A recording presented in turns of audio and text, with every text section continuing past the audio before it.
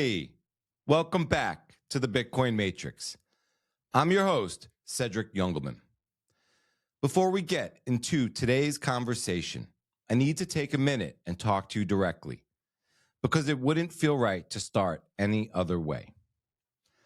A lot of people in this community are hurting right now over what happened with ColdCard. If you were affected, if you lost anything, I am so sorry.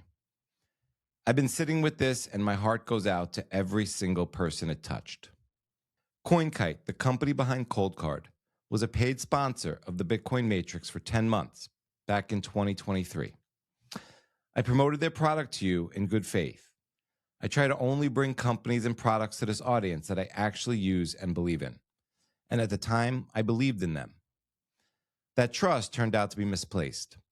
The flaw was in their product, and that part is on them. But I'm the one who vouched for them on this show, and I take that seriously. I'll be honest with you, I'm embarrassed to have been affiliated with them. And if anything I ever said pointed you their way, I feel that, and I'm sorry. I also want you to know where this show comes from.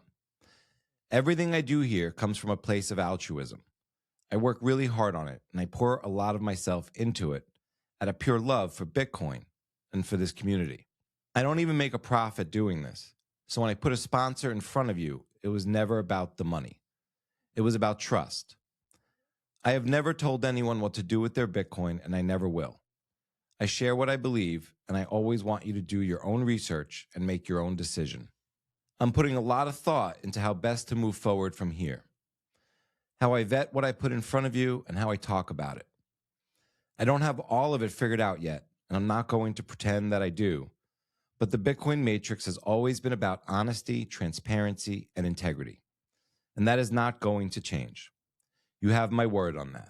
And as painful as this is, I think it's an important wake-up call for all of us. And I hope it makes us stronger going forward.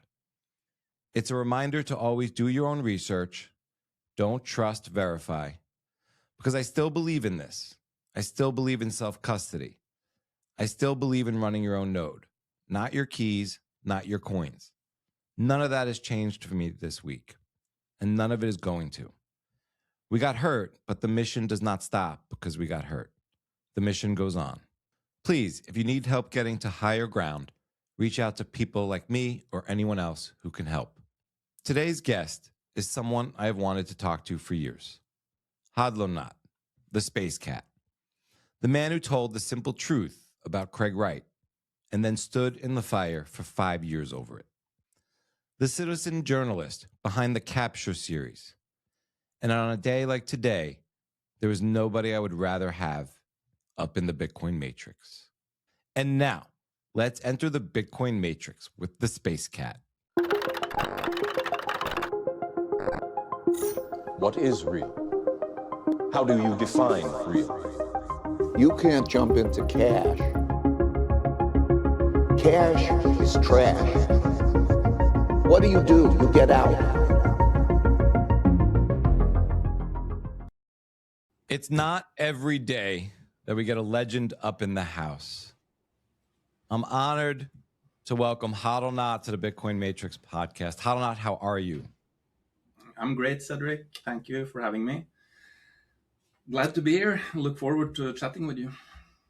I'm happy to be here too. Happy's kind of a strange way to describe it right now. I'm just not in a really happy mood. You know, it's been we're recording this on August 2nd. And it's been a brutal few days. Fucking sad as hell. Like, sad is the way I'm feeling too, because it's like, it's so real to see a fellow Bitcoiner just losing everything after having basically done nothing wrong. I think it's the kind of worst nightmare fuel for any Bitcoiner, I think. So I just feel for anyone affected. Yeah. I'm really sorry for anyone I've affected. I promoted ColdCard and CoinKite for almost a year on my show in 2023. So I'm really sorry for anyone I've affected or influenced in any way on that matter. It was kind of like hearing these stories online. It just felt like being on a battlefield. I've never been in war. Didn't serve in the military. I can only imagine, but you know, you're storming the beach of Normandy and bullets are randomly knocking down your comrades or your soldiers in arms, and there's not a lot you could do. And it felt like that. You would just hear people scream into the void or share their story, and you just couldn't help but to empathize in every possible way, sympathize, and felt like you lost someone on your side. Yeah. In this sort of battle to separate money from state.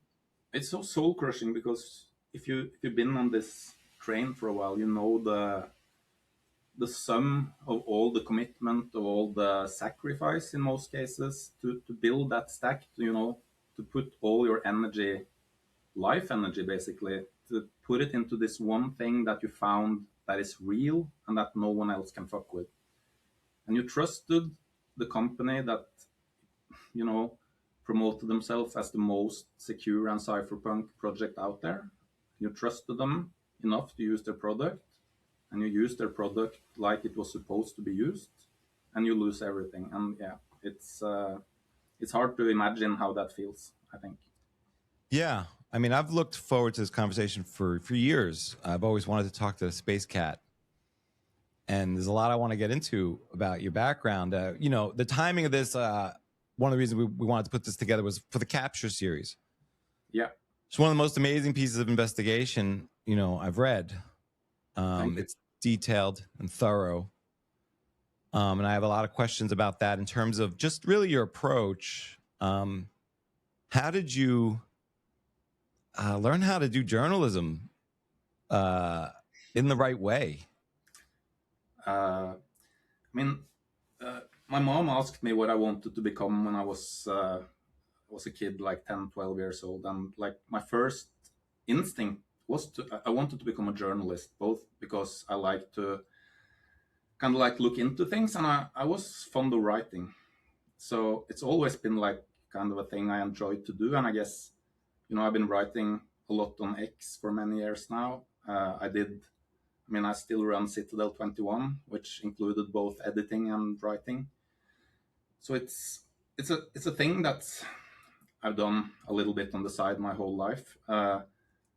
Journalist is not a protected title, and the people who don't like me or what I report, they kind of like try to make fun of me calling myself a journalist. I call myself a Bitcoin citizen journalist, by the way. I represent no one but myself. I'm just interested in finding out the truth about things. And when I came back to Bitcoin X around December, January 26th, I had been away for a year basically focusing on things here in Norway. And I was just a little mind blown seeing just the surface level stuff that happened around the merge of the op return uncap.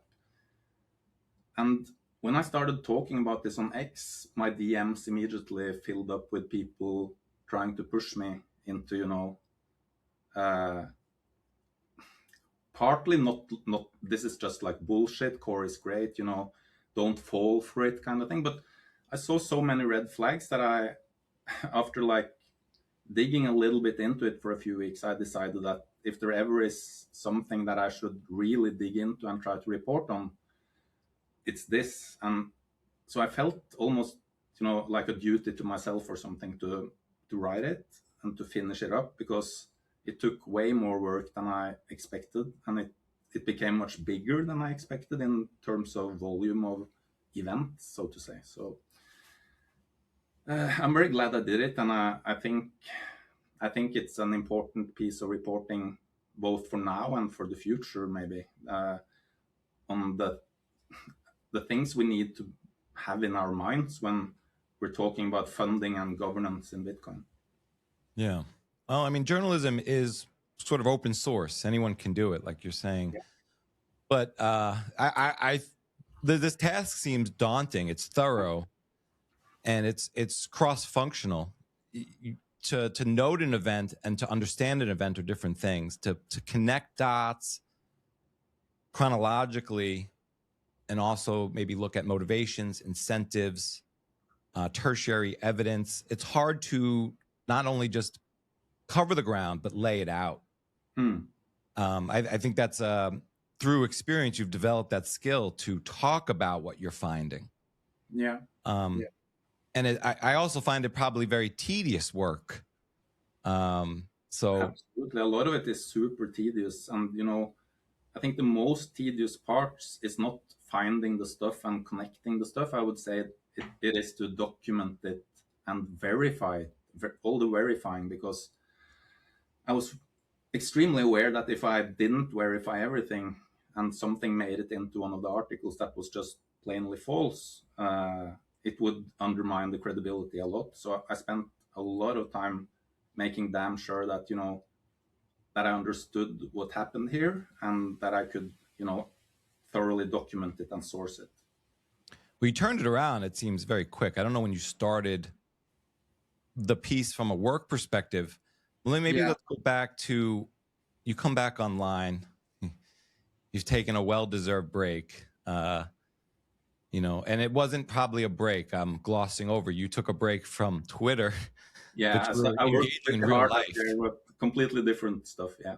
Yeah, and so that's not a break. It's just you've turned your attention to other matters that probably got disregarded for a long time.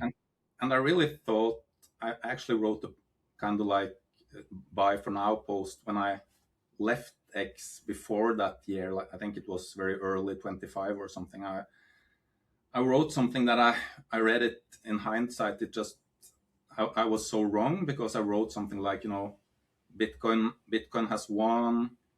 There is no big issues against, the trajectory continuing to this full separation of money and state, and but I was extremely wrong, and I did not see the stuff that happened in core being even possible for some reason, and I was very naive.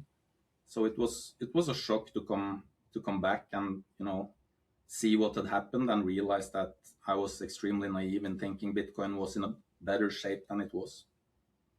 Well, I want to talk a lot about sort of when you came back and I think it's very interesting, especially for longtime Bitcoiners who've been following this for a while. And so you have this sort of break from Twitter and maybe the conversation, and you come back. And what is it that you sort of notice is different? What do you start to see or feel or? What is the timing of this? Is this early or mid or late 2025? I mean, when I left X, that was early 25, and when I came back again, that was like, this is ballpark early 25, leaving and then coming back early 26. And I think I wouldn't say I noticed like anything big immediately, but as time slowly passed, I did notice a change in position, in philosophy or approach from several very big accounts in Bitcoin. It seemed like former positions had eroded into this kind of relativism that Core is preaching. Suddenly it was very difficult for many to define spam, for example. And also the former full consensus that Bitcoin is money and any type of spam is bad, that was very much eroded, I would say. As a result, probably, of, the spring and summer and autumn of 25, where this whole up return thing happened, because it didn't happen in a vacuum. It happened with a massive propaganda operation around it, perpetrated by, for example, Bitcoin Magazine, where anyone opposing this up return uncap were painted as brigading, toxic, backwards, non-technical idiots, basically. Famously, Shinobi, in his interview with Gloria Shao, apologized to Gloria Shao on behalf of all the retards in the Bitcoin space that were so retarded that they didn't agree with Core position on up return. So, yeah, it was a little bit of the feeling that the ways of operating and narratives and the levels of bad faith was suddenly like recognizable from the fiat life outside of Bitcoin. It's like this whole fiat energy had penetrated into Bitcoin a lot. And the former very staunch and principled, as I believed, defenders of the Bitcoin ethos, they seem to be, fewer or less vocal than I remember. So while I'm saying that, I have to say, the last months has really reinvigorated me in the sense of believing in the people in Bitcoin. I'm seeing so many, what shall I call it? People who have the courage of their own opinions, and the courage to just speak their mind honestly, even if it will cost you influencer points, or you will lose favor with some big account that maybe follows you and gave you the time of day at some point. So I'm also, I think this was very needed. I think it was inevitable that Bitcoin would, or the direction of Bitcoin would be co-opted and attacked, like I believe it is right now. I think that was inevitable, and I think it will remain inevitable that this will happen again and again. I think Bitcoin has to be fought for all the time, because I think it rests on the integrity and the principles of the meat space layer of the protocol, basically, to survive. Yeah, there's a lot there. I definitely would love to see you turn sort of your investigative citizen journalist mind from sort of, in addition to looking at core, the media and industrial complex Bitcoin. Yeah. I'm Article 4 of the Capture series is still not released. I mean, it's almost finished, actually. I have it written up. I do need to do rights of reply, and there is a lot of rights of reply in that article. And that article is investigating more the media architecture around this, and looking closer at the funding side behind these funding organizations. Yeah. Well, each of these articles, I mean, the first one alone is like 30 something pages. Yeah. Unfortunately, they are long, but I didn't see any other way to do it, because to be able to actually document what happened, you need to present it, and you need to explain it and give it some context. It needs to be comprehensive. And then even the right to reply is important, but also extends the process by quite a bit. You have to write the work and then give the window for the reply. Yeah. And wait, hope, or not get responses. Yeah. I think the non-response to all my questions also tells its own story, that none of the people, with the exception of Mike Schmidt at Brink, have been willing to, and Marco Falke, the core developer, who also replied, which is great. But 9 out of the 10 rights of reply for Article 3 remained ignored, not even an answer. What about, let's go back to you coming back online, and you sense social signal. This conversation, people aren't, some people that you look to for certain ideas or ways of thinking seem to be appearing to think differently.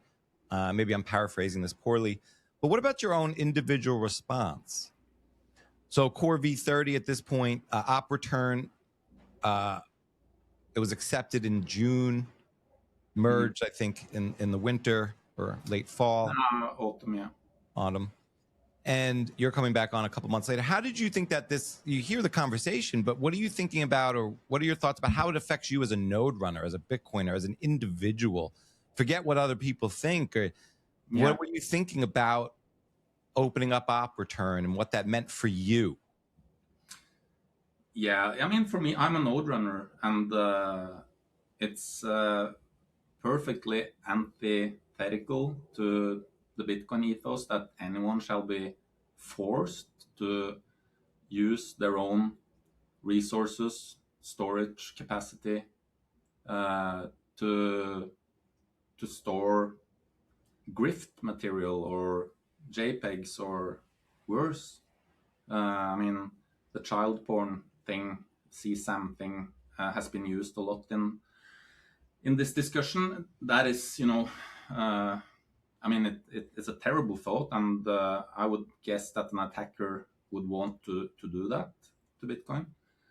But it still isn't like, I'm not religious the way Luke is, so that's not like my main thing about the crusade, if we're going to call it a crusade.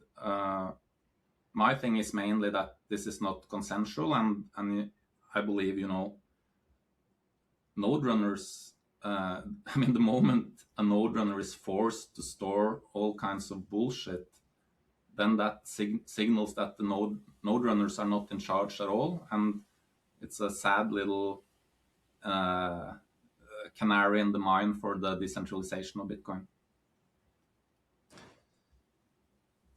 Citadel 21 has always been a huge influence for me. One of my earliest shows, Surfer Jim, I think he wrote an article on Bitcoin real estate. Did he write about like a land grab as a metaphor for the 21 million coins? Yeah. A lot of people don't remember that Surfer Jim was a big part of sort of originating that sort of way of thinking about Bitcoin. Yeah. And I think that was my episode 17 or 18 and one of your earlier zines. And I would just always look to the new Citadel 21 for, the Think Boy pieces. Yeah. It was a very much more united community back then. And so it had, it featured both big voices like Gigi, Knut Svanholm, and also, plebs with 70 followers on X.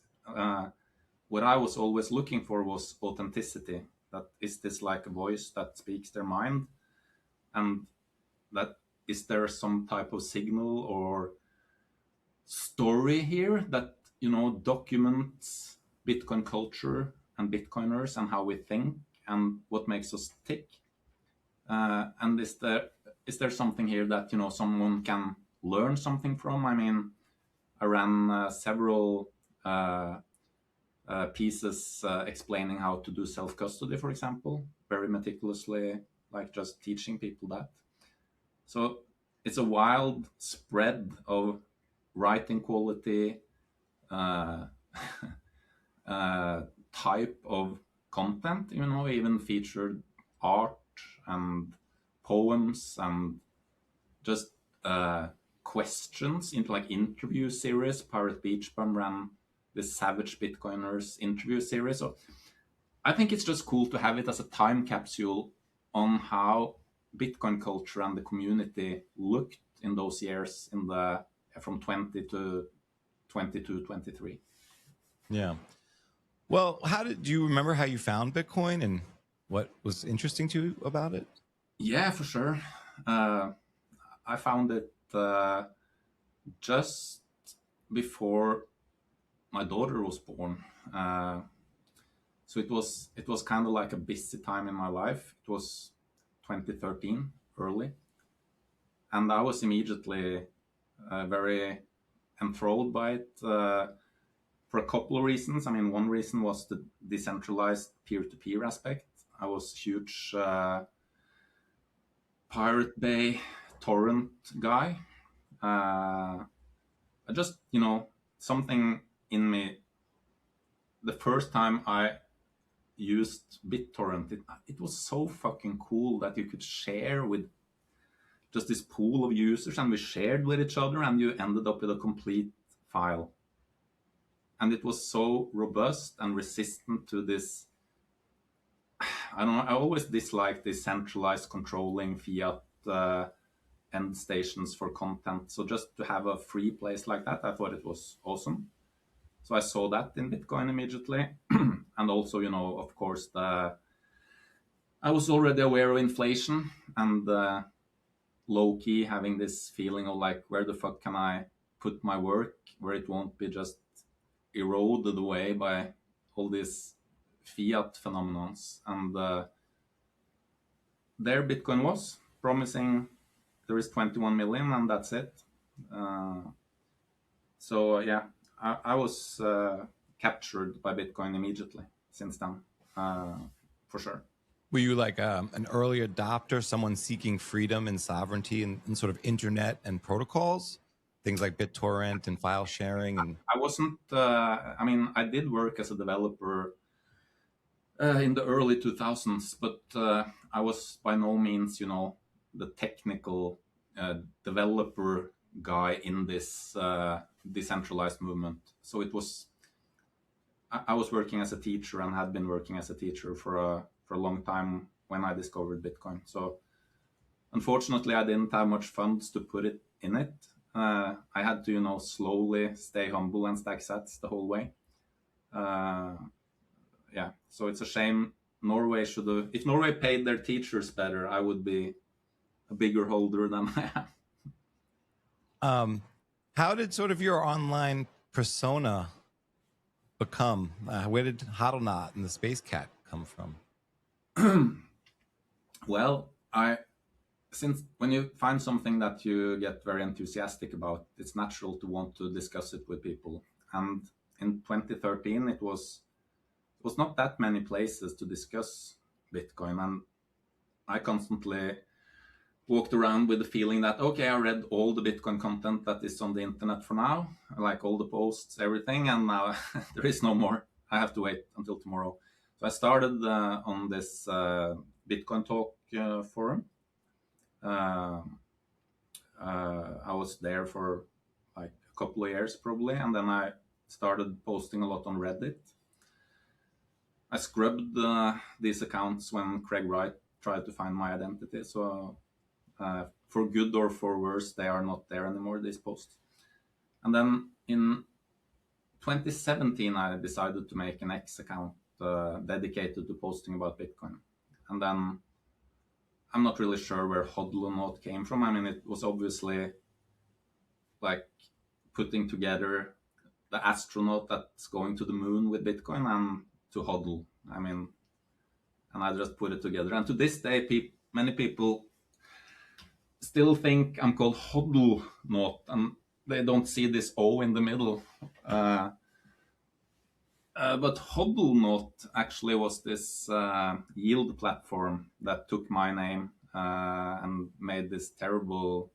I mean, they didn't take my name because they skipped the O, but yeah, they tried to cash in on my name after, I think it was after the lightning torch.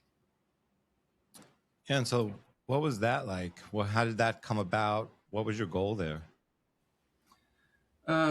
Just enthusiasm over Lightning Network. I discovered Lightning in 2018, maybe like summer, and I built this Raspberry Blitz node with a Raspberry Pi and ran Lightning on it, command line.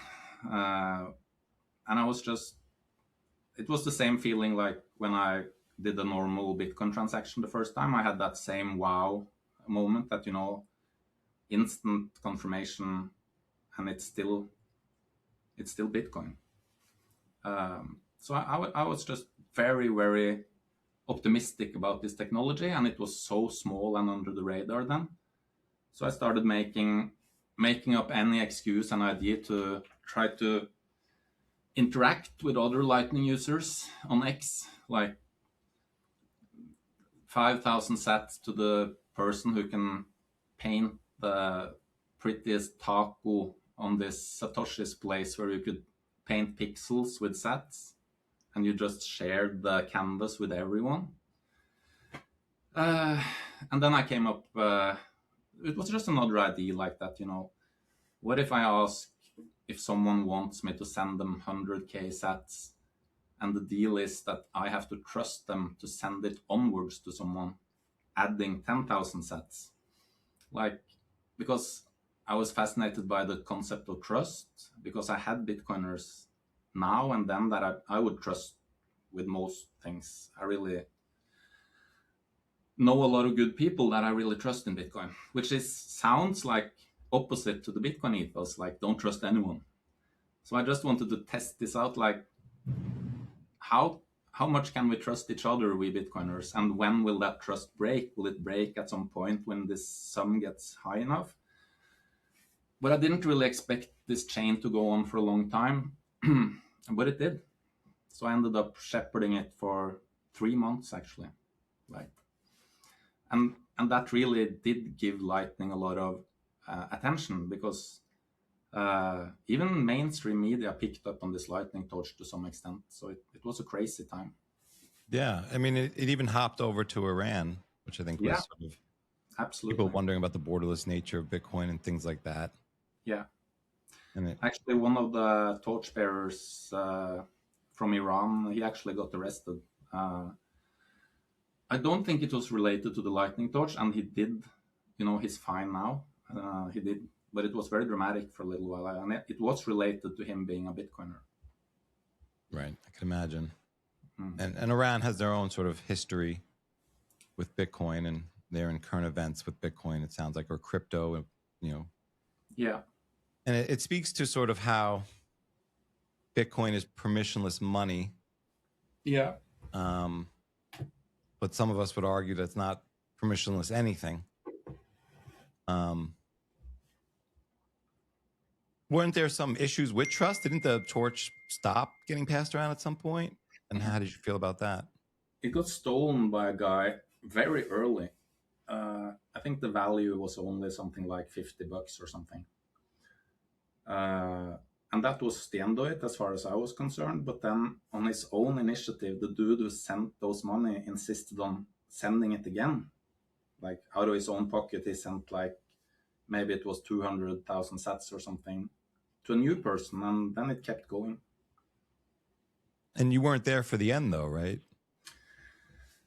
Yeah, I mean, I think it's still a little sad actually, because this was such a positive, amazing experience, because the community came together. This was in the bear market, and just this optimism and camaraderie and enthusiasm that was around Lightning Network and the Lightning Torch right then, it was so cool.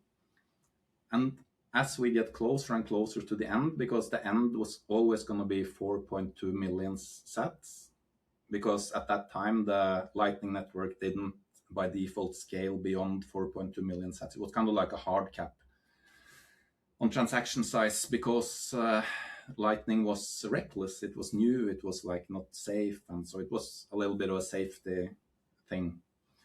So that was going to be the end spot. And as we got closer, I think something like 10 days or 14 days before we were at the final pass, I got the legal letter from Craig Wright saying that, I had two options, either to admit that he is Satoshi or he would sue me and dox me and everything. So, and I just, after talking to lawyers, I just ignored the letter. But then on the day that this torch reached its destination, like the celebration day, basically, and I had been saying, like, oh my God, I need a vacation after this, because I was working, I was sitting almost 24 hours a day, doing tech support to people on how to get this torch passed on, because Lightning was so new.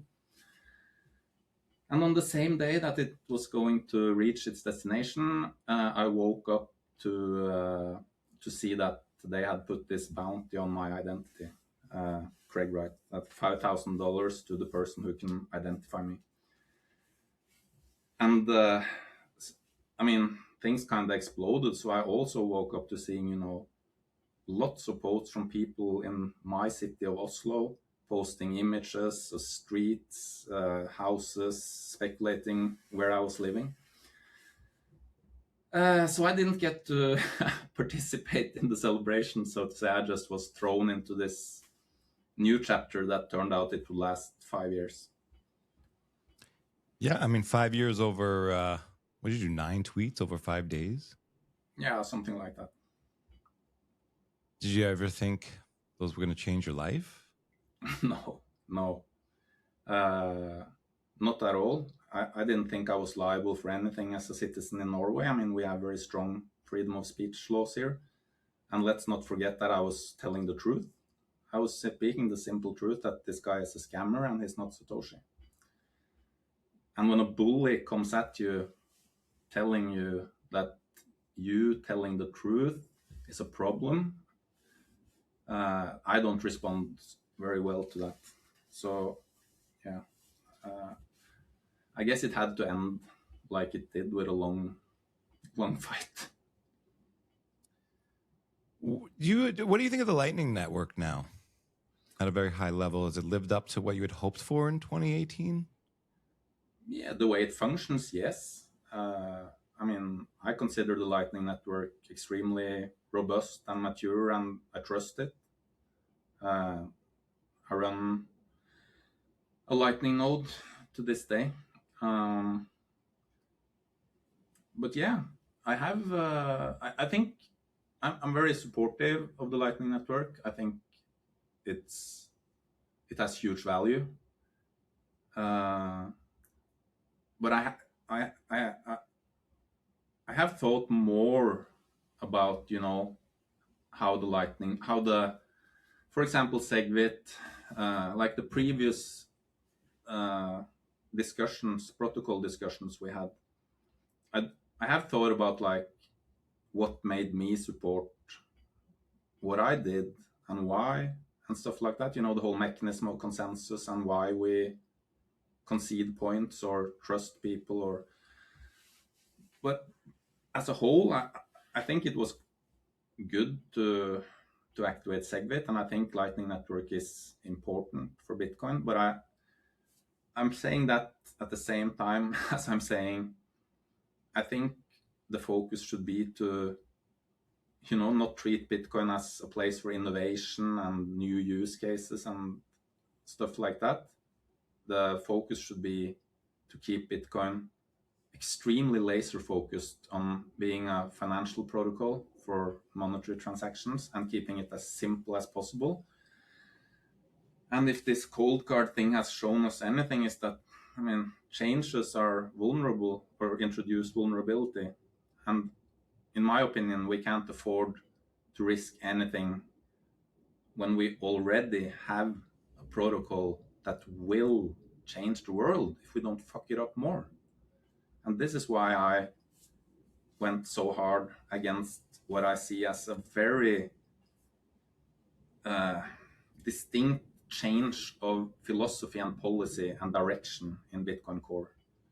And if anything, I think the capture articles document this very well, that Core is not populated with people who are conservative, monetary Bitcoin maximalists.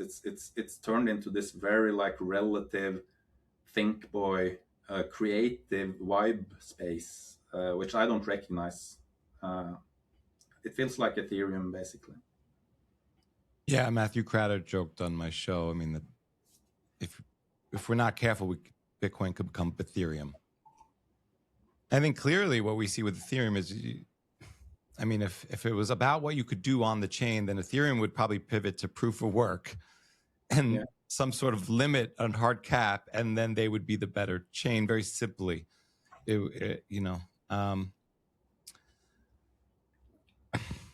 What do you think you learned from, or Bitcoin learned from the battle with Craig Wright?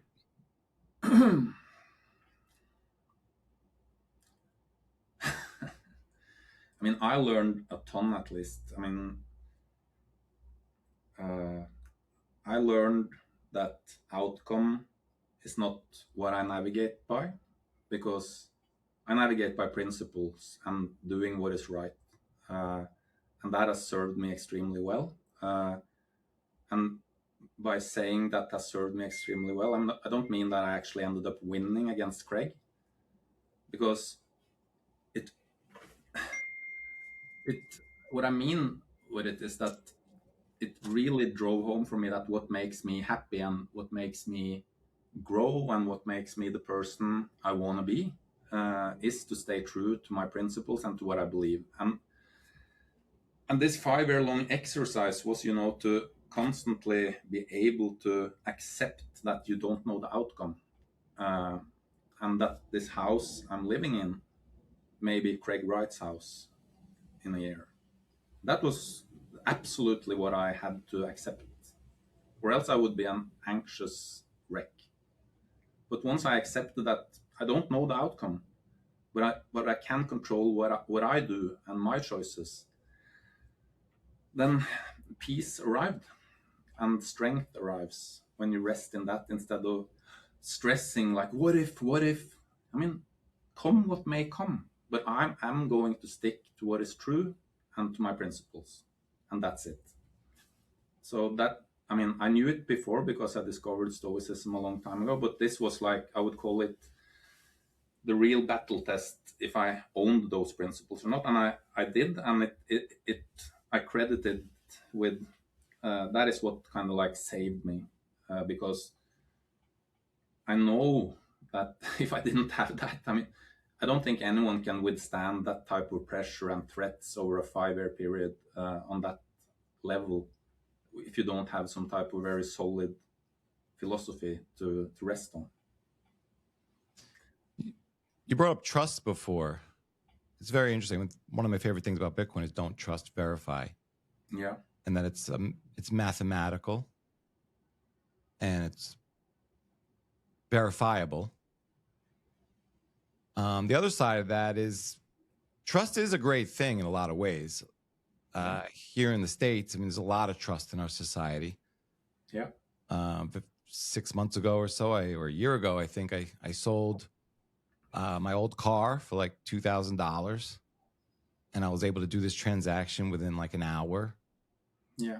And walk out with a piece of paper that I could trust the bank is going to verify in cash. And they got the car, and we're dealing with the Department of Driving and Motor Vehicles, and everyone's coordinating. We can get this done very quickly. I could then turn around, use that money to go buy another used car to replace the one I just sold, and walk out in a couple hours. It's great. Yeah, and then even within the Bitcoin system and community, and I don't think there is a community, but we all have our networks. We tend to build a lot of trust. Yeah. And then there's, throughout my life, I've come across things that have captivated me. I was going to say captured, but captivated me. I hope not captured. No, captivated me. And some of those, not all of them have been lifelong. Even one of my favorite things to do growing up, play soccer, or you might call it football. I mean, I'm aging out of physically being able to do it as much as I used to, and at the level I did, and it's I don't coach. My kids don't play that sport. I have less connection with it. And, when I found Bitcoin, it was something I thought I found something that I would want to spend the rest of my life, dedicate my life's work to, because I would never lose interest. Yeah. But there's aspects where your ability to verify run up to limits. Yeah. And you have to either develop the skills and ability to verify for yourself, or lean on or trust others to a certain extent. When I came into Bitcoin in 2017, I didn't understand soft forks. No. There was a block size war going on.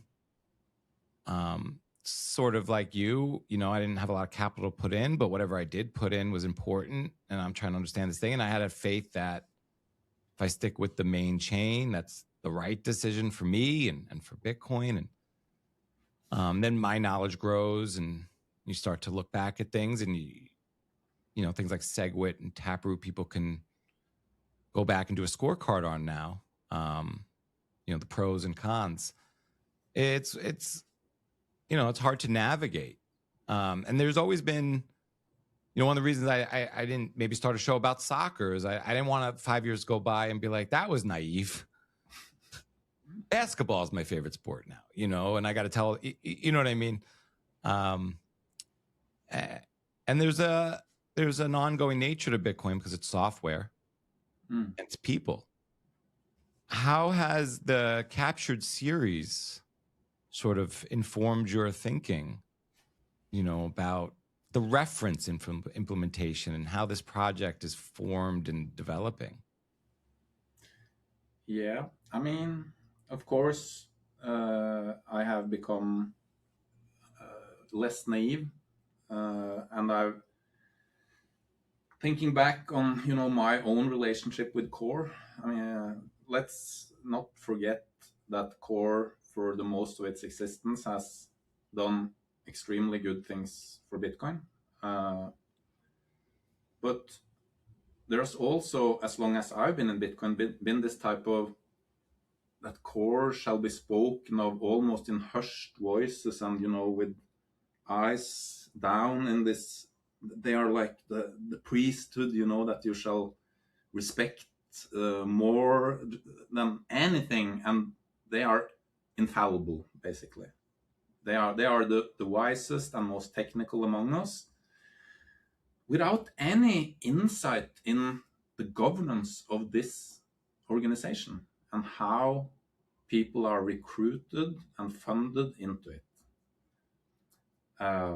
So I was part of this, I wouldn't, dream of criticizing, or even I would refrain myself from even suggesting that something would be an issue, because the narrative was that Core are basically the heroes keeping this ship afloat. They are the best of us. They are, I think also the narrative was that they are basically, sacrificing everything to work on Bitcoin. I mean, the reality is they are very well funded. And some people will say, oh yeah, but they could get even more at Google. I mean, a person that is funded with $200,000-$300,000 a year to write code, I mean, that person does not, cannot expect to not be scrutinized, and cannot expect to be treated like some saint entity that you in no way can question or doubt. And I think this was, and it still lingers, I had so many outraged replies like, how dare you, Core is working for all of us. How dare you do this? Like, you're a bad actor. I mean, what the fuck? Wasn't this all supposed to be don't trust, verify? And we're not even going to allow verification of the reference implementation and how they conduct themselves and how they conduct implementation of new features and denial of some features and all the politics, of course. I mean, if we don't know what's going on inside the reference implementation, where the whole fucking community is driving with blinders on. You can't do that. Of course, we have to audit them. And that's what the Capture series has done, I think. That's interesting. So using an audit in sort of the citizen journalist way and not sort of hiring a third party to perform an audit. Yeah. The article Capture, an investigation into how informal power over Bitcoin Core was assembled, exercised, and defended. Maybe let's look at the word assembled. Yeah. When do you think the informal power over Bitcoin was assembled? I think the small beginnings of it was probably like 18, 19. I think, chain code has proven to be very central to this whole network, if we shall call it that.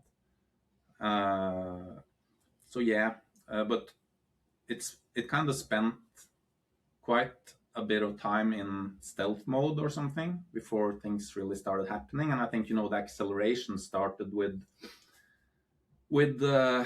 Brink, I think, when this more concerted effort to recruit young, preferably women, through these dinners and mentorship by John Newbery. I mean, I think that was like the next acceleration, which is how Gloria Shao came into Bitcoin Core and became Brink's first fellow and ended up merging the op return on cap. So my spidey senses kind of went off when Gavin wanted to go to the CIA. Yeah, that was bad. And I still don't know if that is, sort of wink, wink between two parties. So maybe the government or some deep state creates Bitcoin and needs some way to sort of unveil it and connect some dots. I'm not saying I think that is what happened. I'm just saying that's a non-zero possibility. But it was alarming when Gavin got the invite and was very excited to deliver the message, especially around something that's trying to separate money and state. Yeah. And then the whole notion of being a full-time developer on Bitcoin Core to me never sat well. I always imagine the project sort of being more run or contributed to like Satoshi, where you work on it and you do the things you want to do, and the community either takes it or doesn't. So you didn't think of corporate offices in San Francisco, New York, and London? So I wasn't fully aware of the machination and the industrialization of Core. I just, when I heard somebody applying for grants, and I even sort of tried to have nuance and say, okay, I think it's different between someone saying, I have a project I want to work on and I need funding or a grant for a certain executable thing or deliverable. And even that I don't have great feelings about. But I think someone being hired by full time to work on the code, but I still tried to keep an open mind, and I'm not aware of everything, and I'm learning. I'm trying not to be naive, but there are open source projects where corporations hire full-time developers to augment the code for their needs, or their sort of commercial pursuits. I would think I see it more in line with. So again, I'm not crazy about it, but I can't say it never would ever happen. But so formidable, is a very interesting thing. And then, I did a show with Jimmy Song, I think in December, and I was really curious about Chain Code. You could read the two founders of Chain Code have been hiring several devs for a long time, but the founders aren't well known in the Bitcoin space. So that to me was very strange. And the founders of Chain Code Labs they co-founded trading firms in the early 2000s and Alex spent 10 years working to make markets more efficient and improve market structure. He discovered his passion for Bitcoin in 2012, and in 2014, he co-founded Chain Code with Suhas. He has enjoyed contributing to Bitcoin Core and learning about the exciting nascent field of cryptocurrency ever since. It doesn't sound like somebody who should be directing the implementation process. It sounds a little open-ended and kind of naive and sort of wet behind the ears. But I found it very interesting that they were very influential in improving the efficiency and market structure for global markets prior to this. So they're very good at, I think, driving things. It's still, and then what did you learn maybe about how informal power was exercised over Core? It's very subtle and it's very smart. And, the first years of what is documented in the capture articles kind of talks a lot about what I call the armor, which is this layer of, call it narrative or framing, that makes it very hard to criticize something. That makes it very easy for the network to just categorize you as a problem if you try to criticize it or demand fairness or transparency. And that was basically done with the DEI playbook, the woke playbook. There was Feeling Fridays involved, criticism of these new female developers was immediately framed as misogyny or hostility to women.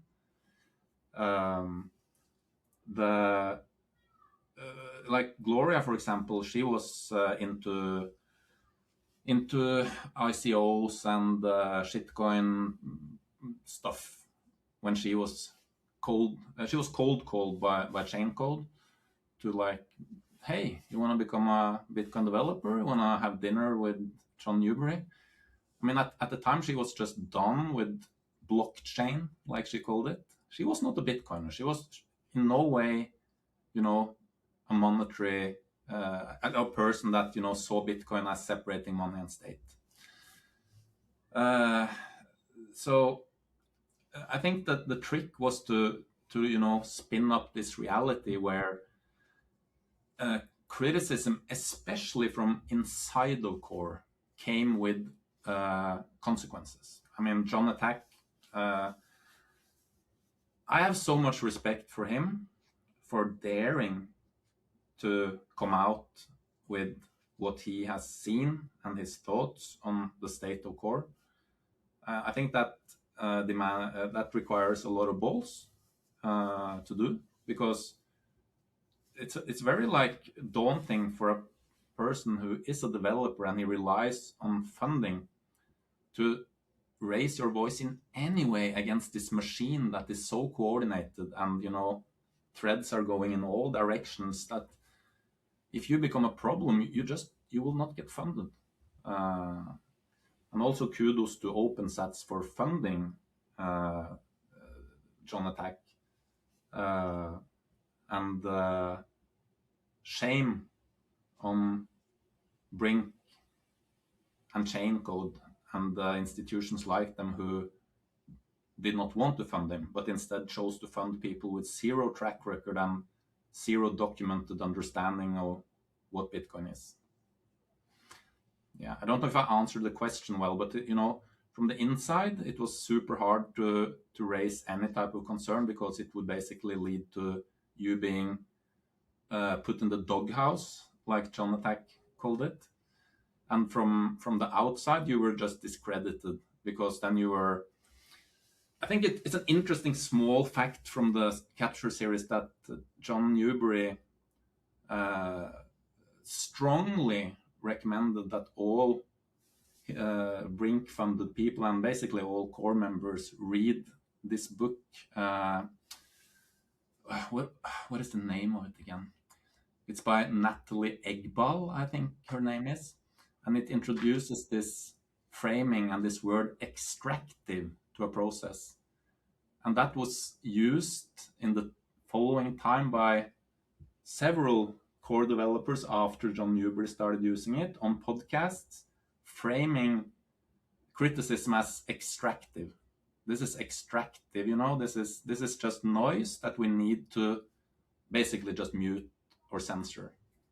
So there are so many these small things that paint this picture of narrative control,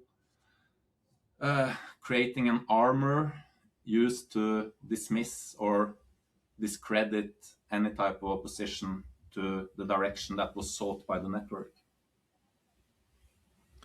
Yeah, I mean, one of my notes is just the word extractive. Yeah. And how it was deployed.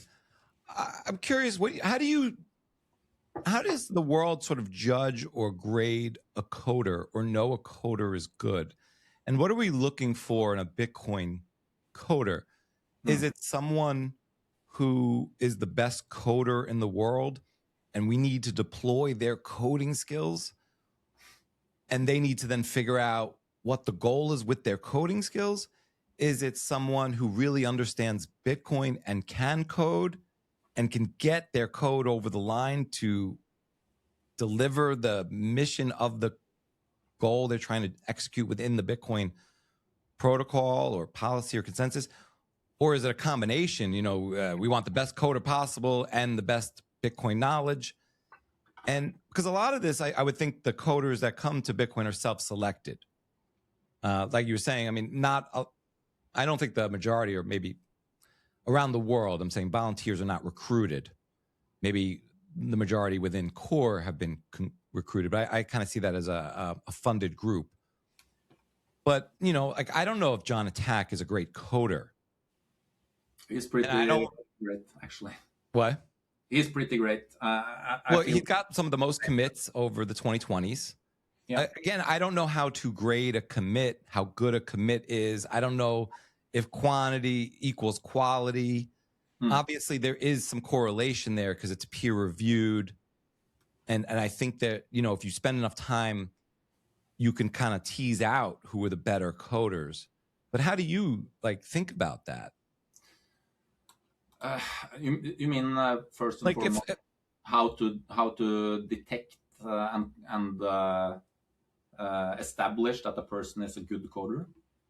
Yeah, I like this coder. I wish this coder would do more. Yeah. I'm glad we have this coder on board. Do you Yeah. think about these things? Do they matter?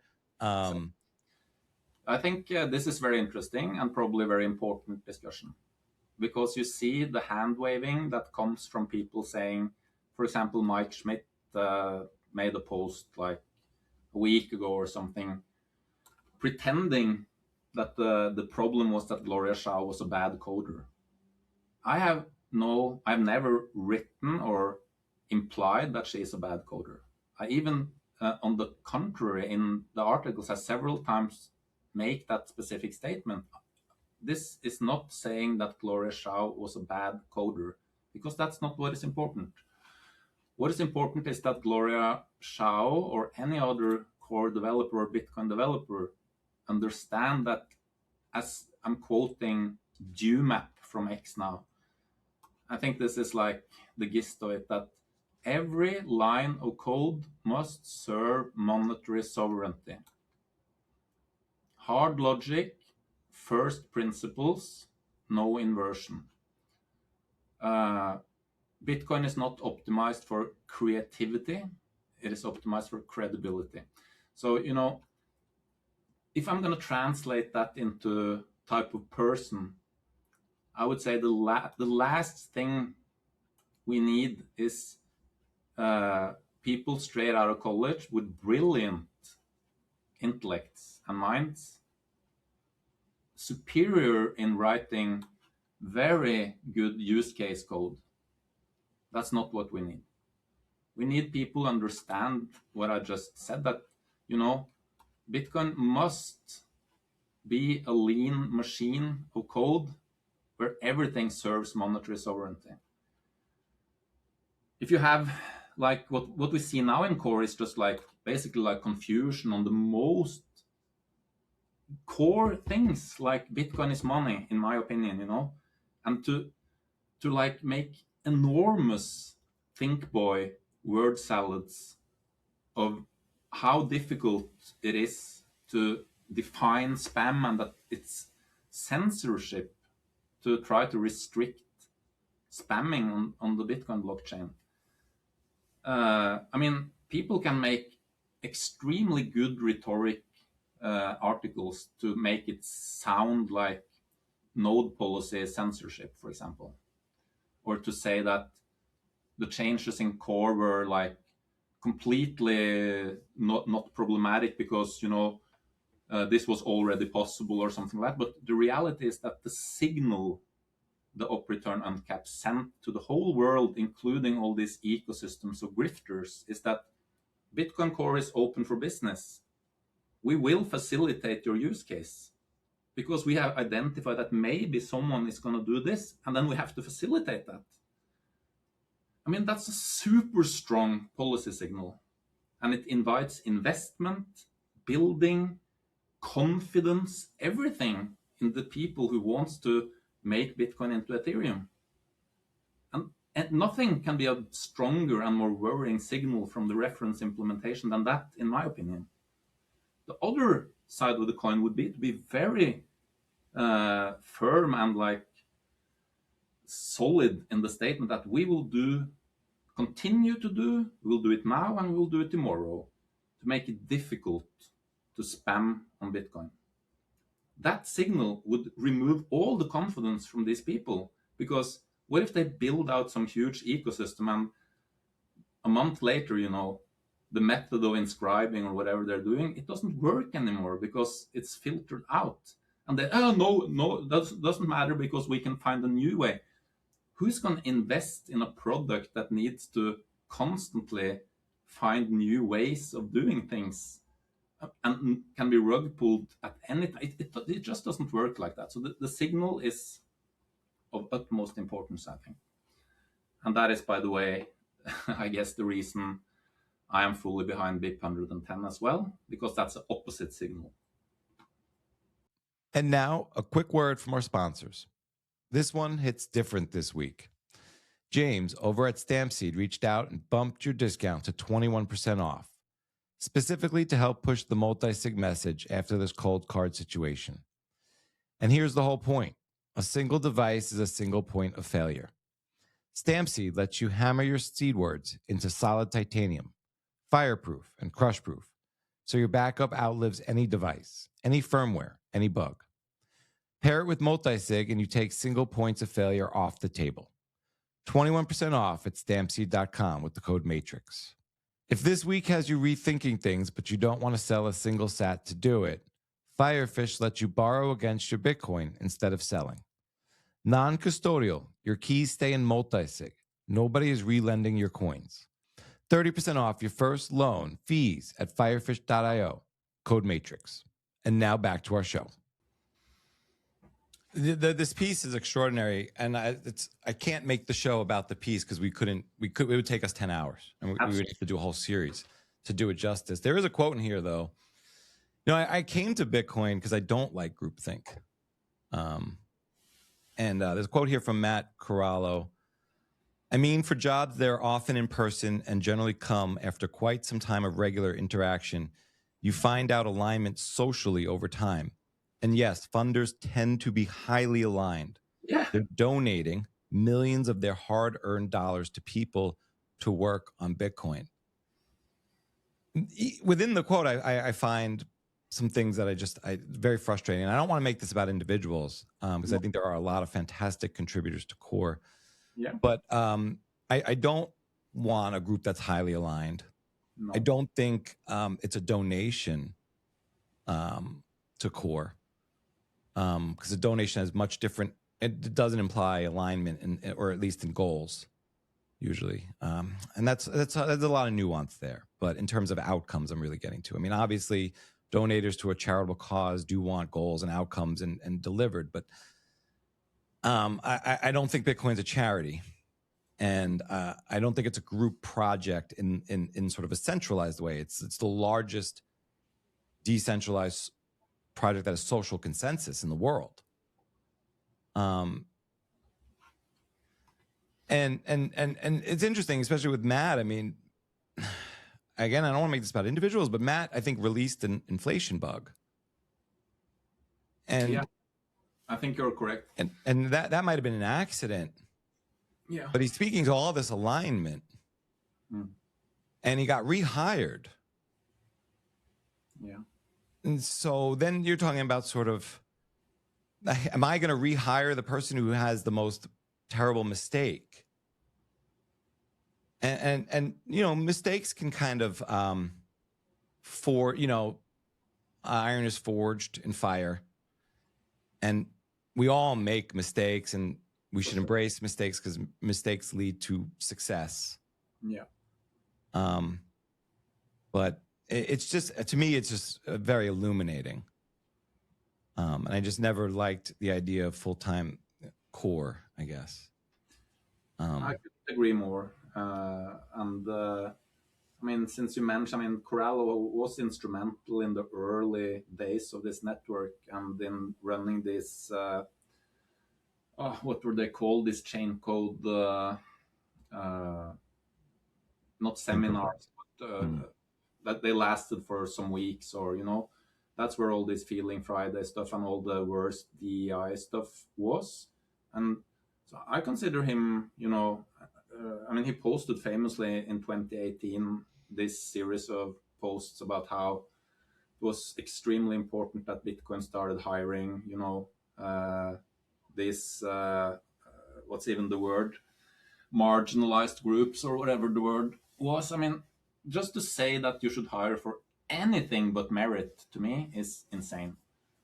And I want to also, I didn't really land that previous question you had on how I think a Bitcoin developer should be. But there are elements, strong elements, that I think a Bitcoin developer should have family. I think he should have kids, or she should have kids. They should not be these nihilistic wokies that are young, inexperienced, and, you know, haven't expanded their head to think about the next generation or the bigger picture. I think it should be mature people, actually. I think it's dangerous to have people who are inexperienced in life writing protocol code, because I think you should basically have a relationship with principles and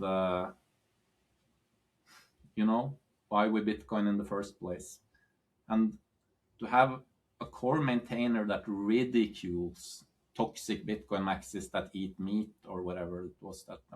That's such a big red flag, in my opinion. We will end up with Ethereum if we take left-leaning college kids and let them write protocol code going forward. That's for sure. I've done thought experiments on how old was Satoshi? And so I start to, I think minimum, maximum, I don't think he was 95 and I don't think he was 5. And there's some sort of balance of, there has to be enough time to learn about so many different fields. Yeah. And so I don't think it was an 18-year-old person. No. And it's I don't think it was 22. I start thinking it's probably someone between probably 40 to 55, 40 to 60. But then I think about that person then lived a life that's probably been documented and hard to hide from the state's eye. It's such a conundrum. It will remain an amazing mystery for us, I think, forever. It's fascinating, but I agree. I don't think Satoshi was a 19-year-old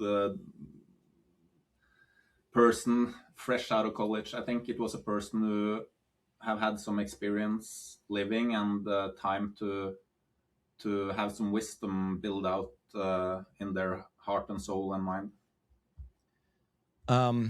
I think it's possible, there's a non-zero chance that this was some sort of state project. Yeah. And in that case, I could imagine a group of people calling in a young, amazing coder to do a task. Yeah. And execute sort of something. Yeah. And maybe the youngest public person I could think of that's potential. I'm not saying that the dots line up, but that maybe someone like Jack Dorsey, who was on the crypto, I think he was on the mailing list at a very young age. He was wearing, he was into sort of cryptography and these decentralized systems in his teen years and during college. So maybe there's, it is possible, I guess, someone could be very, very young, but I just don't think it's likely. A lot of things are possible. It's possible that you are part of the Satoshi group, Yeah, anything's possible. I know that's not possible, but for you, it's not. It's a non-zero possibility, I guess. Yeah. My point is just that I think it's extremely hard to even suspect who it was, and I think likely the answer is less obvious than we sometimes believe, since the spectrum of possibilities really is very big. And I think it's a good time to kind of talk about BIP-110, especially considering we don't know a lot about the coder. No, we can speculate. Yeah, then maybe the first question should be: is that good or bad? I think it's awesome that the work stands on its own. Yeah. And I'm not saying I think it's great work, but I think anyone can make that objective decision for themselves without having the backstory of who did this and observe the work on its own. And it seems like even if it was funded, that would make it harder to kind of prevent people from finding out who did it. But again, I don't think I'd have a problem with it because it just appears as work to be taken or not. And yeah, I'm sure a lot of people are sad that it's not Luke who wrote that code, because that would fit better in the narrative to discredit BIP-110. Their cheapest shots always tend to... that's basically the only criticism I'm getting from the reply guys that are in my tweets, it's always this like, oh, Luke is your emperor, or like Luke said that he would eat cats, or some, thing that Luke said because he's a very devout Catholic. Just, stupid, non-related stuff trying to discredit BIP-110. And if Luke wrote that code, that would just be another thing they would just run with, I know. Well, I guess to kind of do both sides, I think in the BIP, it kind of credits Luke Jr. as the original draft, which is vague, but I think a lot of, and I really, this got hammered to me in the Bitcoin space. So when I say I learned this from Bitcoin, I don't think it's something I learned from Bitcoin, but a lot of great ideas were always tossed around in the Bitcoin space. So you could kind of go back to things you either agreed with or dismissed earlier in your life, or they help you evolve these ideas. But I love the notion of men don't have ideas, ideas have men. And men and women. People don't have ideas, ideas have people. And I think in this case with the BIP, even if it was Luke as quote unquote the BIP contributor, I like Luke's idea here, or I like the idea of the BIP. I don't care about the person, and I don't care about their other ideas. I think Luke's had lots of ideas have had Luke over the years. Yeah. But I don't grade the idea based on who's the messenger is. No. And this notion that on the other side of the BIP that there is a leader is sort of ridiculous. I mean, some people will have more or less social capital. But just like Satoshi would have a lot of social capital if Satoshi chimed in at any point. But doesn't mean I have to agree or follow Satoshi any further. 100%. And the thing I love about Bitcoin is it just came down to me. Everything else in life came down to how I would benefit from other people interacting with me. So you want to be an entrepreneur, you have to figure out, you have to have an idea 10x better than anyone else. You have to deliver, execute. Now you could be entering taxation, licensing, regulation, competition. There is no free lunch. You got a high profit margin. You're going to have competitors. I mean, it's just maybe you want to open up a bar and, your competitors knows the mayor. Your competitor is cousins with the mayor and just blocks you from getting a license. Yeah. Things that are outside of your hands or control, right? Maybe you have a store and you're running it great, and then your supply chain, your inventory the cost gets raised, or your manufacturer goes out of business. Different obstacles that are outside of your control. Yeah. Bitcoin was between you and your hard work and your understanding of the system, and no one could get in between that.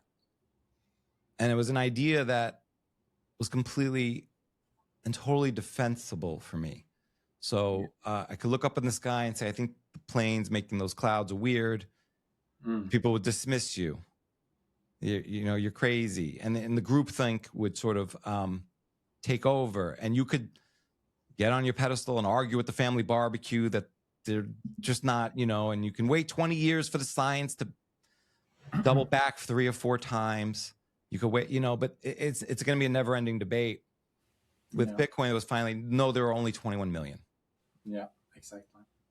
It was the predictability and finality of it that was so appealing, that to finally have that foothold of something that is just true.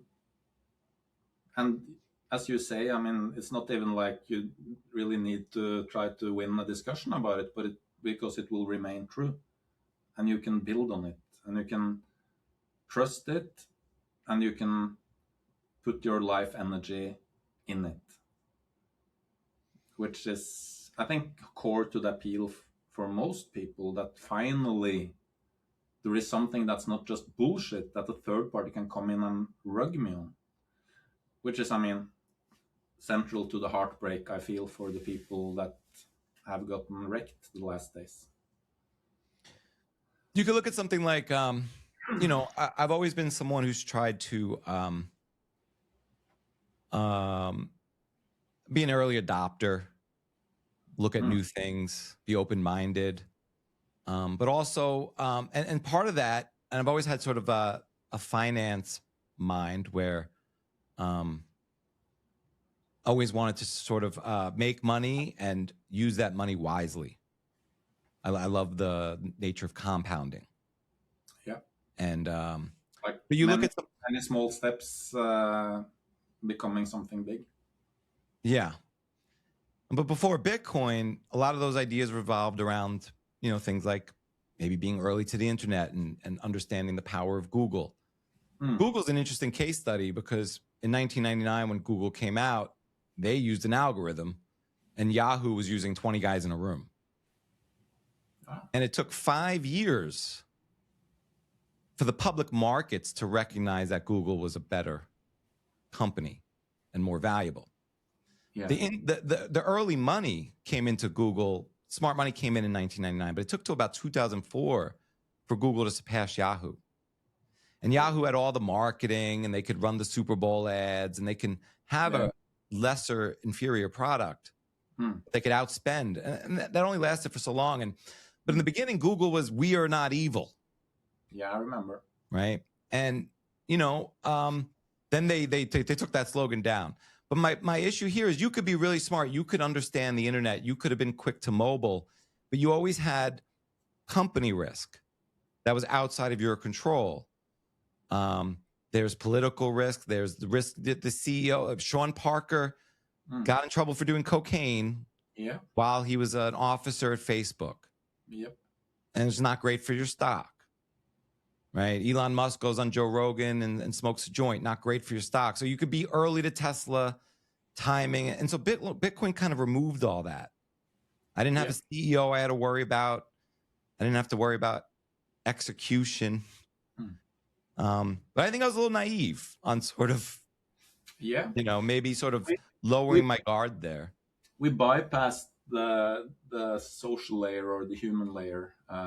Like we somehow thought that the virtue and solidity and direction of this protocol is set in stone, regardless of developer activity on top of it, which is obviously not true.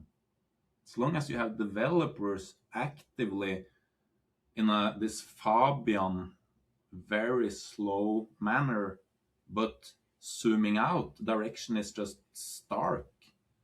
Obviously, you can fuck up a protocol. Bitcoin didn't win. Bitcoin can change. Bitcoin is changing. Bitcoin has changed. And that's not good because the predictability and the naive conclusion that these traits and virtues of Bitcoin that made us fall in love with it and made us base almost our whole, I wouldn't say base our whole lives on it, but it became very central to how we felt that we had a foothold in this world that we could put our energy on. And when that illusion is gone right now, sadly, right now that illusion is gone. And if I realized anything, it is this fact that, lazily sitting, not even wanting to hear about any issues because all you want is this smug sitting back posting Bitcoin fixes this, number go up, stay humble, stack sats. And anyone trying to sound an alarm that we're moving in the wrong direction is just seen as a threat to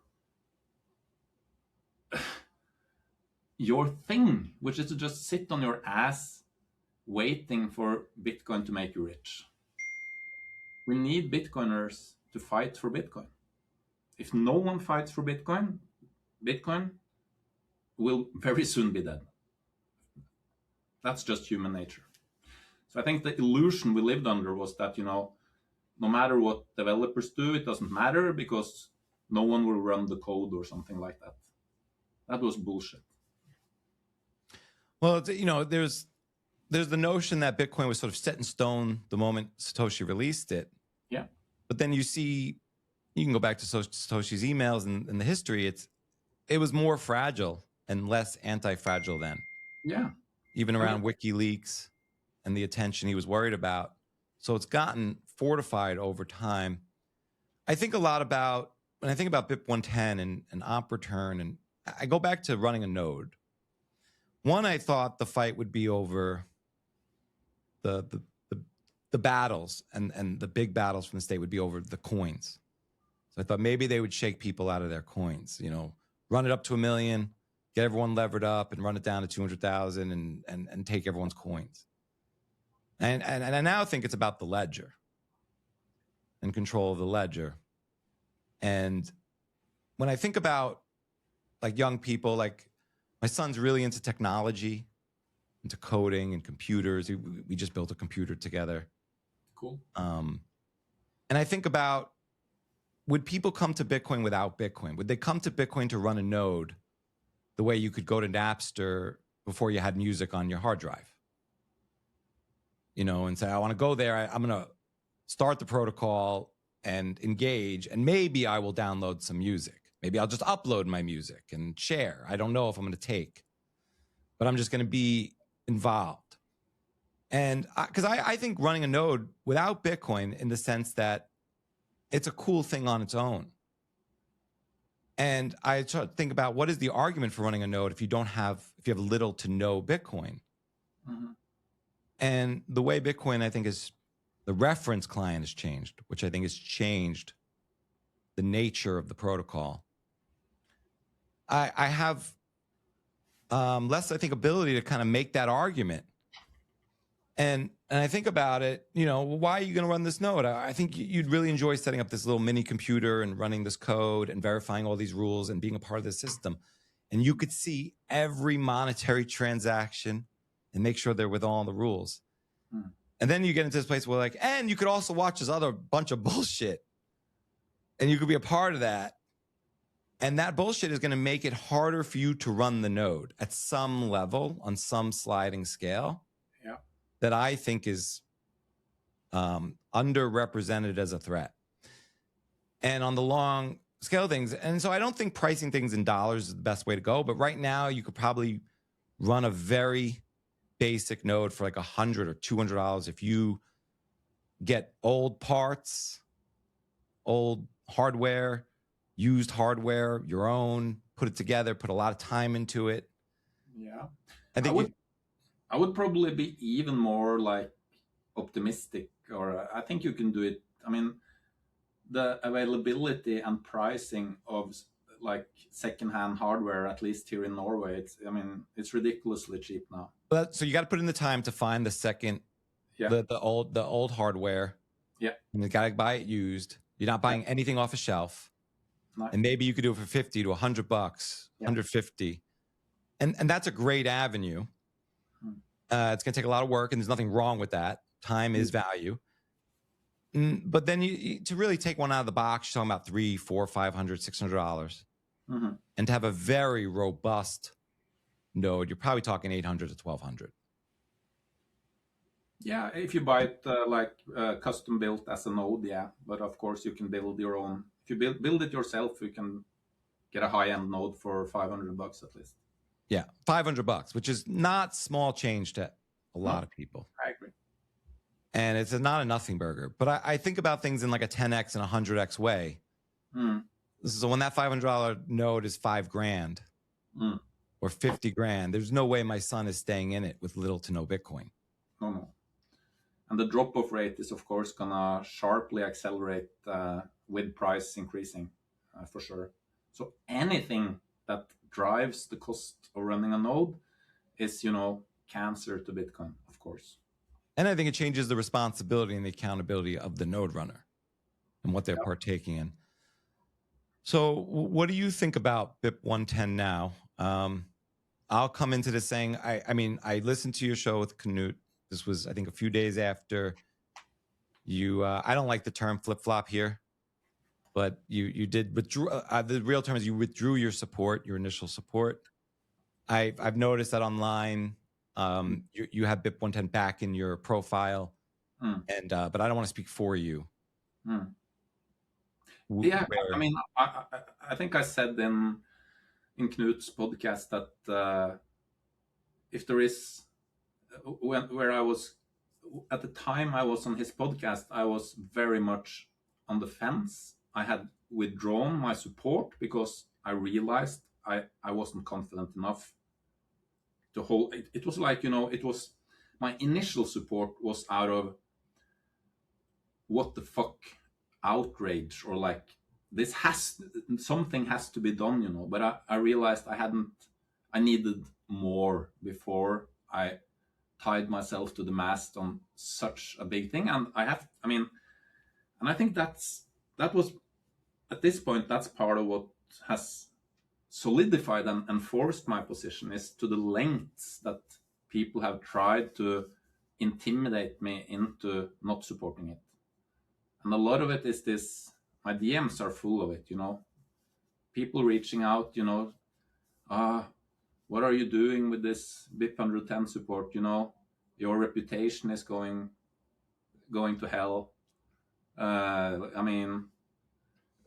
Just it starts with this friendly nudging, then threats, and then when they realize I am actually tying myself to the mast, it's just straight hostility and smearing, which is I don't care what people I don't respect say about me, really, so that's not an issue for me. I don't want to have any standing or position among people who don't share my principles. So I'm very much supporting BIP-110. I think it's super important. I think what we've seen the last months, it's very scary almost to see, if we're gonna call it big Bitcoin or the suits, but just this gallery of people that each in their own way have discredited themselves, and to see, even fucking Craig Wright is against BIP-110 at this point. For anyone who's been in this space for a while, it's starting to get pretty telling, I would say, when you look at the supporters and the people funding BIP-110, or like at least my own compass and map, that has just made me even more confident that principles is what we need to rely on at this moment in time, and come what may come. But I'm happy that I have the opportunity to support BIP-110 at this moment in time. I wholeheartedly support it. I think that the slide of the reference implementation in Bitcoin has gone way too far, and accepting that now without any opposition, it just adds another block of complacency, solidifying the very worrying direction that the Bitcoin network has right now. So I guess when you spoke to Knut, you had concerns you wanted to explore more. Yeah. And you didn't know, I don't want to speak for you, but it seemed like you were like, maybe the pros don't outweigh the concerns I haven't explored yet. And what on maybe the technical merits gave you more confidence in BIP-110 in supporting it? Several things, first of all, that it's not like BIP-110 introduces a whole new Bitcoin.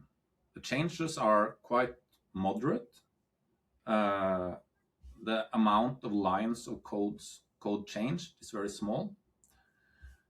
None of the use cases that any of the Bitcoiners I know in this space are using or have used are affected by BIP-110.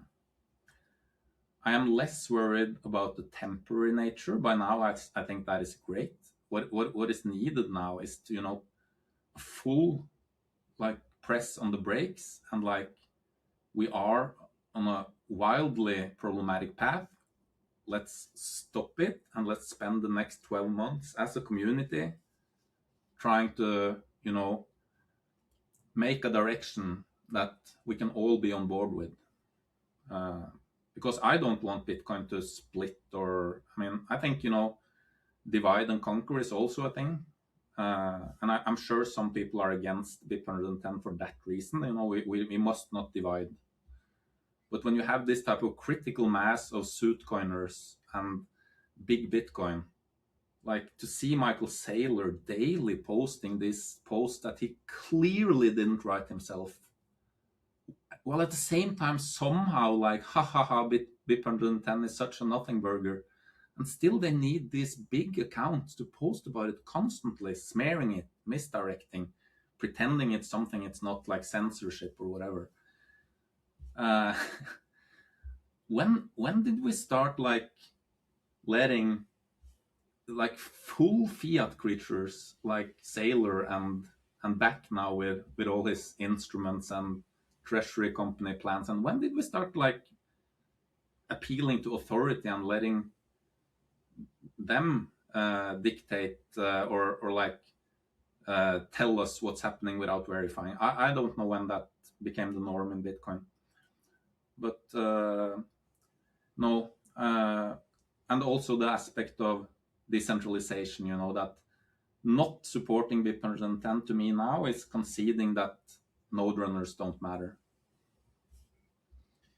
Yeah, you make a lot of good points there. I think the last 2 years of Bitcoin have been kind of devoid of real conversation and kind of boring. No think boy pieces, no philosophical, conceptual works of art.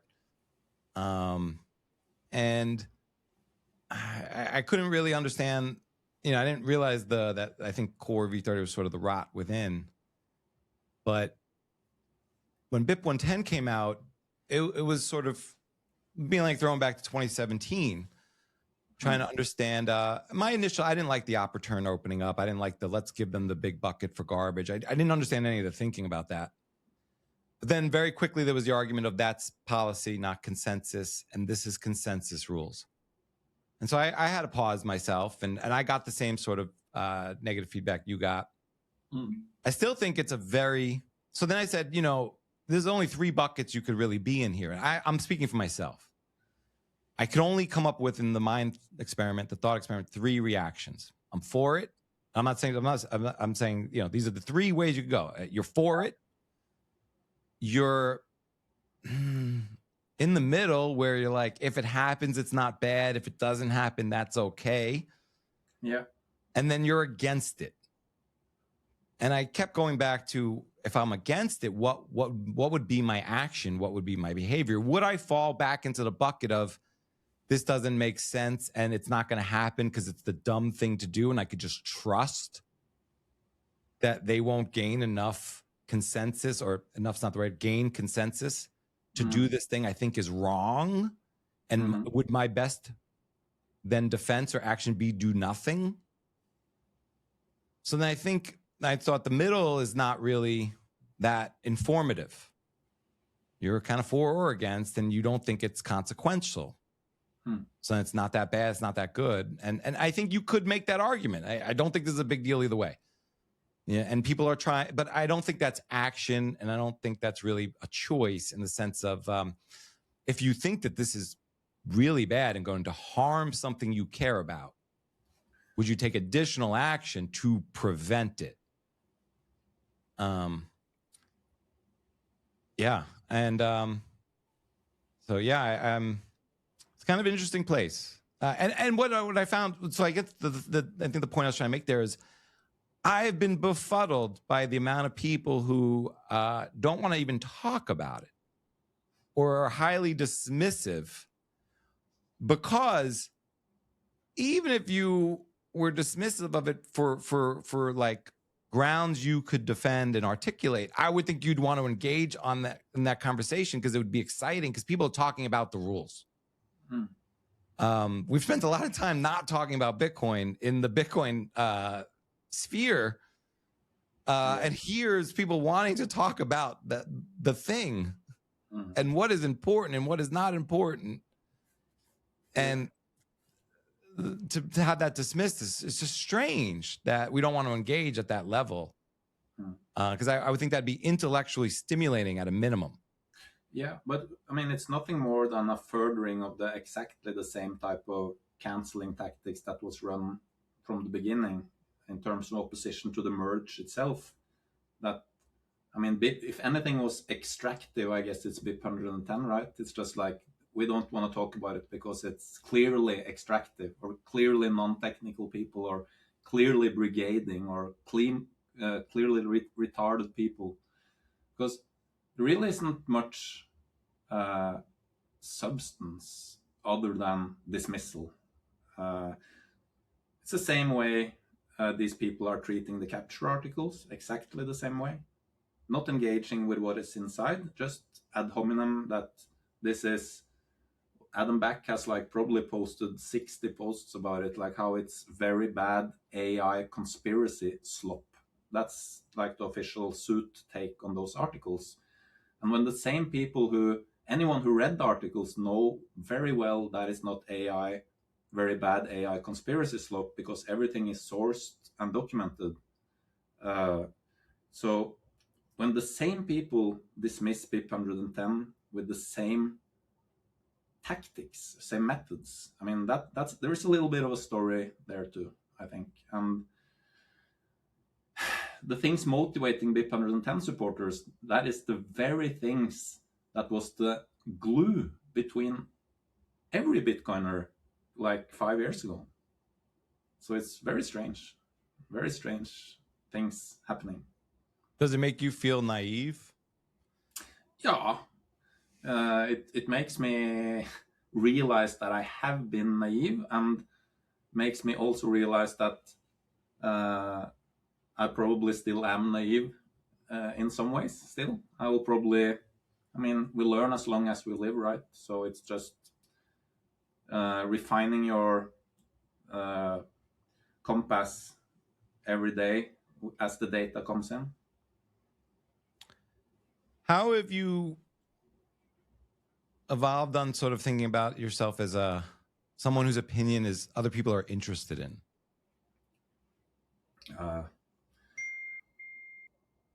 I don't think I don't think too much about it, because I don't represent anything except myself. It's just my opinions. And I have posted on X now for soon to be 10 years. And I have gone through a couple of things in the public eye. So I think people who have followed me should have some type of estimation of who I am, and that I'm not, that what motivates me. I mean, I've never sold a product, or I guess that's not correct, since I ran Citadel 21 and we sold magazines for $21. But very rarely have I been on a podcast like talking about anything else than just my opinions. And I think maybe this BIP-110 thing is the first time it was really driven home, that, and that was probably also why I felt the need to have that podcast with Knut, and to take a step back before I supported something like BIP-110, because I realized that this is it seems like some people are listening to my opinion, and maybe I'm influencing people to have opinions, so then I have to be damn sure this is an opinion I can stand for. Which I kind of like always stood for it. I just like felt I need to inform myself more on this topic because it's bigger than I initially like realized or something. Another thing I feel is like missing is for people who the voices are saying, not now. I like some of it. It doesn't go far enough. There doesn't seem to be a lot of offers or alternative solutions being provided from those voices. True.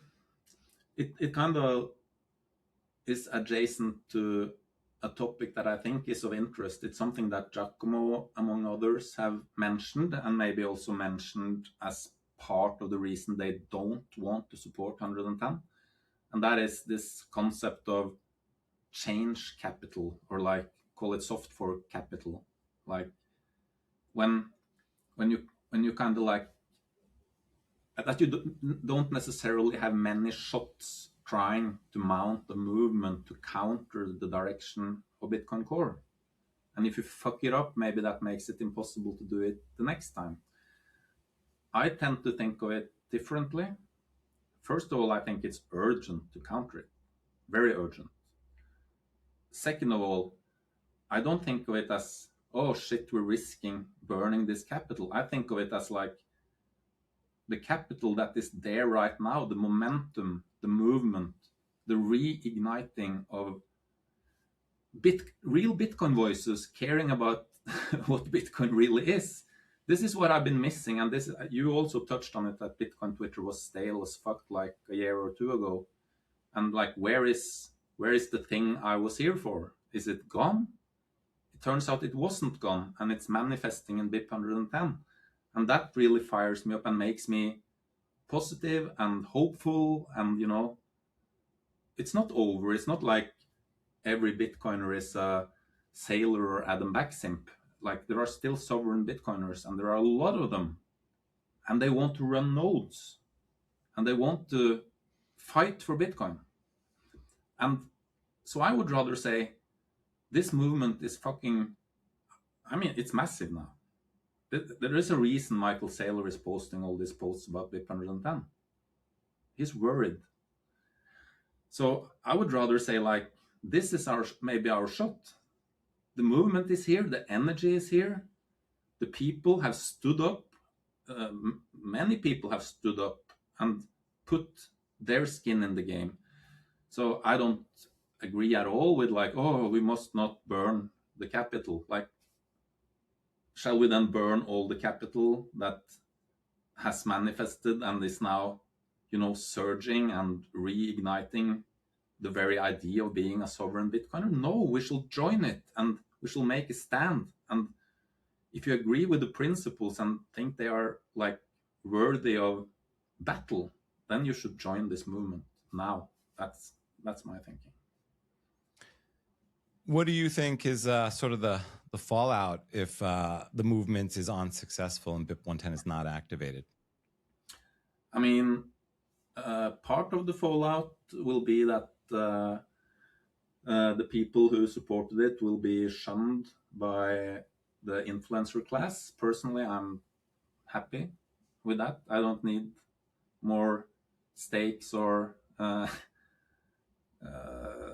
clout-seeking conference attendances. But, I mean, it's going to be bad for Bitcoin in any scenario, I think, because in a non-split, if this movement just evaporates, like there is no fork, it just like fizzles out, then we are, you know, that's like a huge boost for the direction and the paradigm that is described in the capture articles.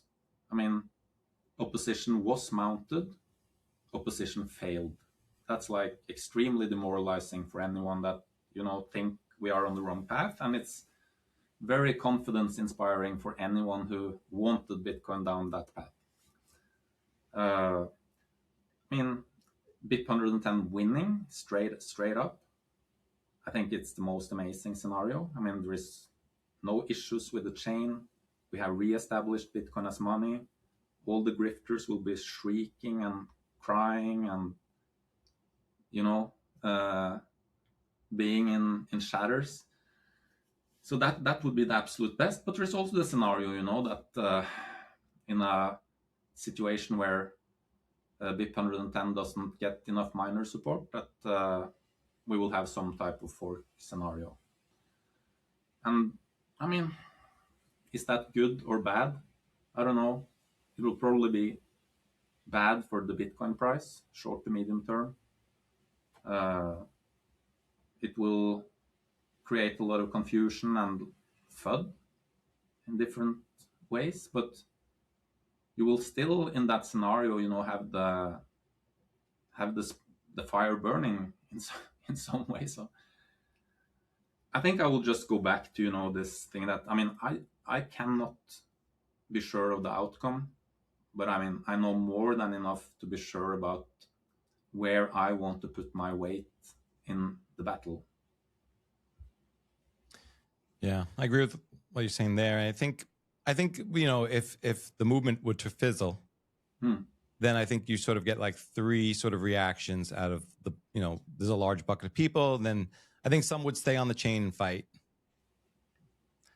I think some would. I think so too. I think some would hard fork off and fight there. But I think those are the smaller buckets. I think the biggest bucket would just fork off and not be a Bitcoiner. So not new chain. They would just start to diversify, buy other hard assets, fiat generating businesses or cash flows. I think they would put less energy into the chain as is. Yeah. But I think then there's the other side. So if Bitcoin, BIP-110, which I think is Bitcoin. So if Bitcoin gets validated, I think we should be sure not to be naive about what that means. And I don't mean in terms of negative consequences of the activation, but we're going to have to pick up this conversation on the other side of that activation as well. Yeah. And, just so, and the other side would regroup as well in some form. So they would have the same three buckets. Some would stay on the chain, some would fork off, and some would disappear. And there would be different levels of energy in each. I agree. I think almost any scenario will end up with quite a few people leaving Bitcoin or leaving any of the possible paths of the future. Well, I think we are losing an arm or a leg either way here. I think so, but maybe maybe that's a blessing in disguise for this project. And at least I don't think we shall frame conflict in Bitcoin as a bad thing, because I think it's gonna be a thing that has to be there the whole fucking time. As like just alongside Bitcoin, there is the fight for the fight for Bitcoin.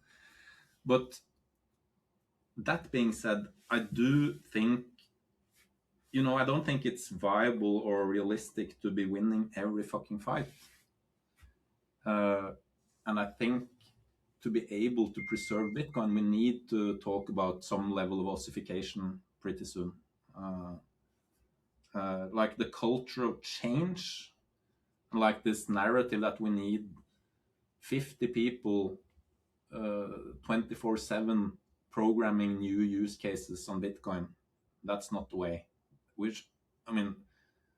Developers are needed, but their work should primarily be to just continuously harden the protocol with the existing functionality and continuously look for bugs and, don't make these risk changes. Yeah, you'd almost think the best case scenario for dedicated funding would be work directed at the most boring and mundane aspects of the project. Yeah. And things that bring the least glory. The biggest team in Bitcoin should be the anti-spam team, basically. Like continuously working on how to prevent abuse of the protocol. It'd be amazing if there was that ethos. Yeah, exactly, because that's the narrative that's being used, that they will just find a new way to spam. Yeah, but fine. Then the Bitcoin devs will find new ways to prevent that spam, and no one's going to want to invest in this cat and mouse game where they're getting rugged all the time with their technology. Why would they invest in that? Well, doesn't that go both ways then? If you're getting rugged with new use cases, you're getting you're getting rugged by not having the use case you signed up for. So you're getting rugged by, I guess I said the same thing twice, but yeah, if the node poll, like if this dev work, be that to create more optimal node policies or any other code activity, if that is always optimized for monetary sovereignty and Bitcoin as a lean, non-spammed protocol, it wouldn't destroy any of the use cases I ever used Bitcoin for, at least.